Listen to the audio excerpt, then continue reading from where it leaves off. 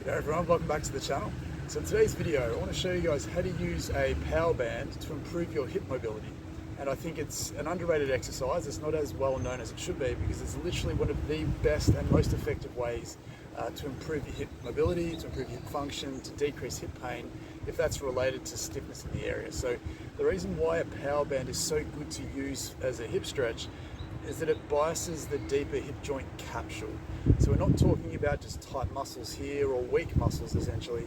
We're talking about stiffness in the joint. And I think it's a part of the anatomy, part of our natural function that we overlook a lot because it doesn't hurt. It just doesn't move very well, which often goes under the radar. So by using this band, basically, we can hook it into the hip, we can distract that capsule, distract that hip joint, and put it into a position that feels restricted to allow that to stretch a lot better. And by restoring normal motion to that joint, and remember the hip joint is a ball and socket joint, and if that capsule around that ball and socket joint gets tight, it's essentially like putting a clamp on that joint.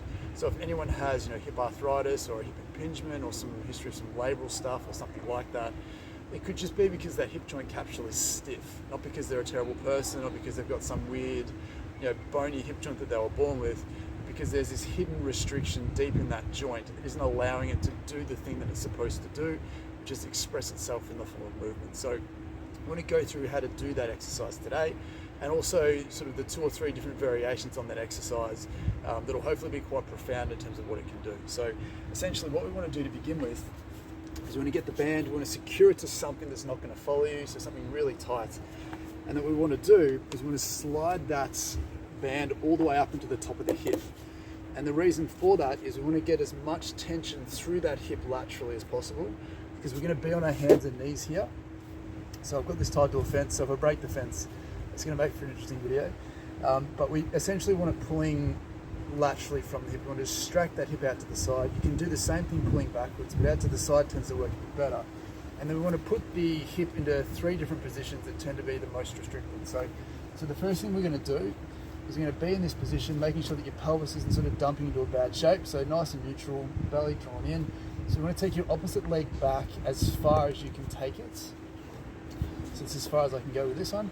And then what we want to do here is we want to shift your hips across to the side that you're stretching. So for me, I'm shifting it gently to the right. What we're imagining here is you want to imagine that you're trying to get the femur, the thigh bone, to push out the side of your butt. So what we're looking for when we do this is we want to imagine that this thigh bone is pushing out the side here. So you want to come across gently until you feel a little bit of tension, a little bit of pressure at the side of the hip. And then you can also drop back a little bit deeper and come across and go looking for where the best version of that tightness is for you. And then again, we want to stay here for about 30 seconds to a minute. The band's pulling laterally, and then we're closing down the hip and putting it into a shape that feels restricted, feels some pressure. It's not going to be your typical muscle stretch, but it's going to be a feeling of pressure as that thigh bone's pressing out the corner of your butt cheek.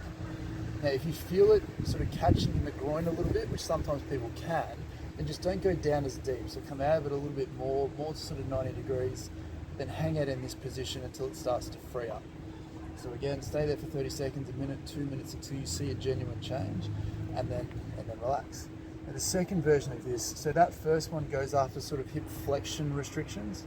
The next one that we want to do is hip external rotation. So we want to be in the exact same shape for each position, but this time we're going to rotate your leg, or rotate your foot underneath your opposite leg.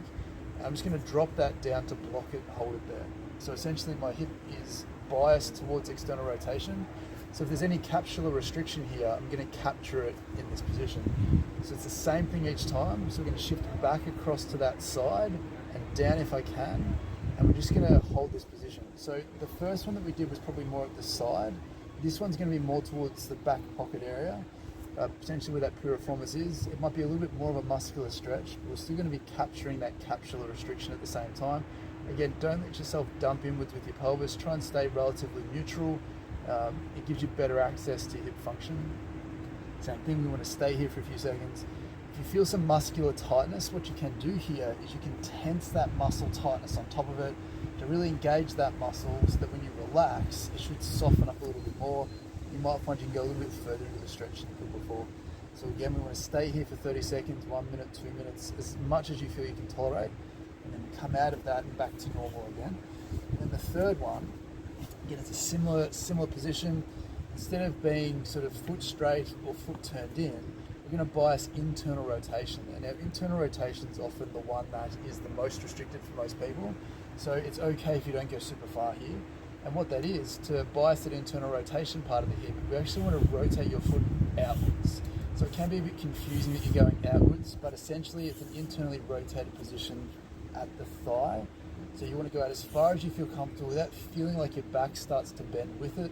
So back stays neutral, stay in a good position, rotate out as far as you feel comfortable, plant your foot, and we're going to do the same thing again. We're going to shift everything across and back as far as you feel you can go without jamming up the groin. You want to feel this a little bit more towards the front, not at the front, but a little bit more around the front.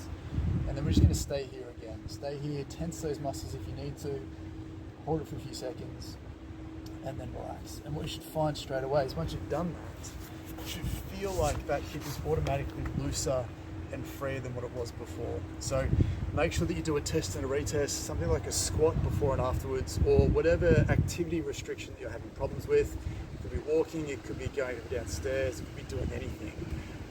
But adding the band, pulling it laterally each time, and then putting your foot in 3 different positions to bias hip flexion, external rotation and internal rotation is a great way to really bias that capsular stiffness that you might have without realizing it. So give that a go. Let us know how you went in the comments below. If you have any questions, please let us know. But just to touch on one of the common mistakes that people make when they're doing this exercise, actually I'll do it back here again, is that sometimes I think the most common thing that people do is they just go with their hips, and they often find themselves dumping their hips down in that position. But what we want to do is we want to keep your shoulders and your pelvis together, and we want to shift everything across at the same time. So my shoulders are going as far across as my hips are, and you'll find that you don't have to go too far to find that tightness. You may only have to go a little bit of a distance to make that happen. But it's a really important distinction, because if you just go with your hips and leave your shoulders behind, you may not feel that stretch as well through the hip as what you could if everything went together. And again, as you can see with me, you don't necessarily need the band to do the stretch. You can just do it on the floor if you don't have one. But if you use the band, it will exponentially improve how much mobility you get from that exercise. It's insane how much different it'll feel. Hold me to it, because it's one of the best things I've seen as a PT. So going forwards, give that a go. If you have any questions, let us know. But apart from that, good luck. Bye.